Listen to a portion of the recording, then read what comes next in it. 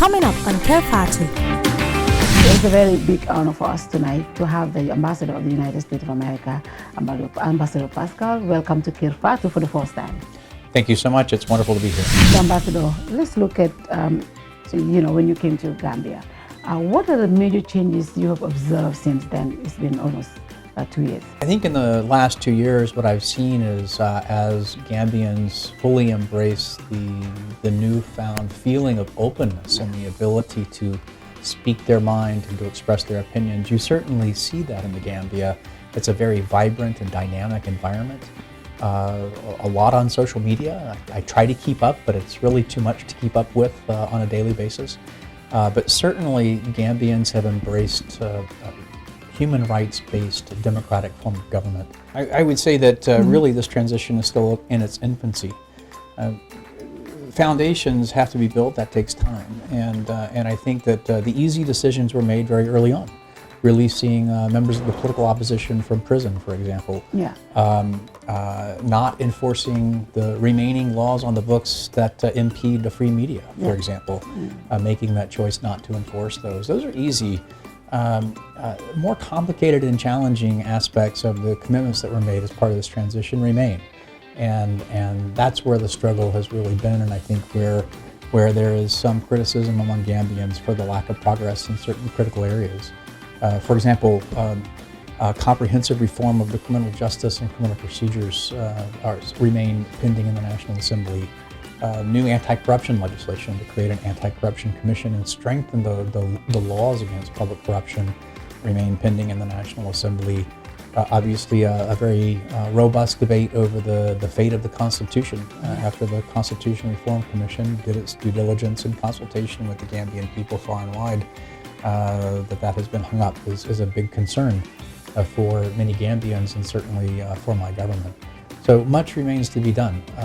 In fact, arguably more remains to be done than has been done so far.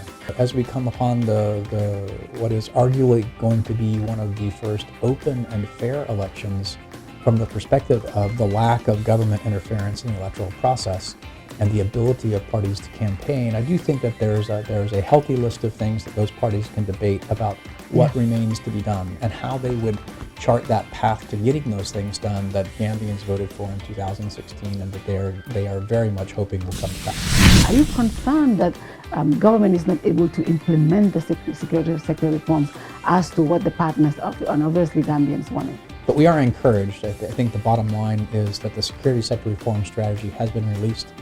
They are working on implementation plans. We very much support the development of those plans, and we do very much support and partner with the Gambian Armed Forces and the security services to enhance professionalization of the security services. So the draft is there, and how do you think lack of the new constitution will affect our transitional process? Well, I think first off, we did issue a statement at the American Embassy expressing our concern about the importance of that Constitution being sent by the National Assembly members themselves to the people of the Gambia so that they could vote in referendum, as was called for in the act that created that commission, to allow the people of the Gambia, following the extensive consultation that was performed by the commission, to give the draft Constitution a thumbs up or thumbs down. There are various legislative initiatives that were underway to include electoral code reform that were directly tied to provisions in that new Constitution. And so the failure to pass that Constitution or even to get it to the people themselves to have their voice heard about the provisions of the Constitution have in fact impacted the ability of the different ministries and parts of the government to implement certain aspects of the reform program. So certainly it has had an impact. So the former regimes, Make America Great, of course, agenda had serious consequences when it comes to relationships with African countries. How far did you think this has affected relations with especially African countries? I can assure you of this, there has never been a waiver in the American commitment to a partnership with Africa and a partnership with African countries that has stood strong. We can go through a very long list of American initiatives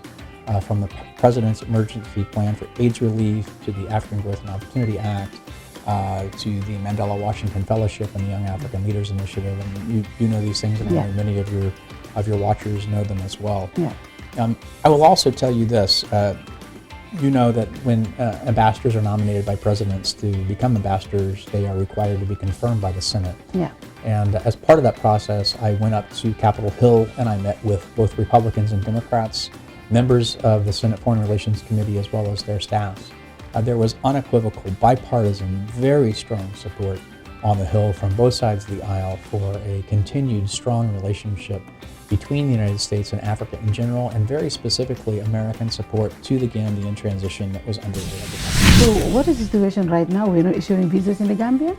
I'm glad you asked. I'm really happy to be able to say that, of course, with COVID-19, Yes. we did turn off our visa application process, as we did around the world, as a risk mitigation measure against the spread of coronavirus within our own mission communities and our diplomatic missions around the world.